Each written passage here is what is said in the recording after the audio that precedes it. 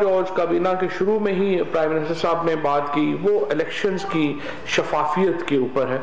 Elections کو P T I کی جو پوری تحریک تھی وہ دو بنیادوں کے اوپر تھی،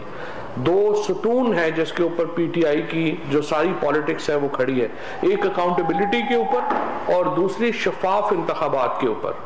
اور شفاف انتخابات کے لیے جو پرائم منسٹر صاحب کی ہمیشہ بہت کین ایفرٹ رہی ہے کہ ہم ایسے ریفارمز انٹروڈیوس کرا سکیں،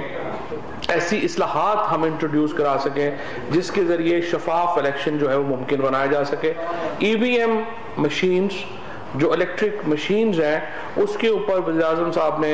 یہ تلقین کی ہے اور ہدایت کی ہے کہ ہر ہفتے کابینہ کو یہ بتایا جائے گا کہ وہ کس سٹیج کے اوپر ہیں اور وہ ان میں جو شرائط ہیں وہ ہم کس حد تک لا چکے ہیں، اور جلد از جلد ہمارا جو مینول سسٹم ہے الیکشن کا اس کو ہم کتنی جلدی مشین کے اوپر لا سکتے ہیں تاکہ کوئی بھی جماعت یہ نہ کہہ سکے کہ دھاندلی ہوئی ہے الیکشنز میں۔ ویسے تو آپ نے دیکھا ہی ہے کہ ایک طبقہ ہے جس نے ماننا ہی نہیں ہے،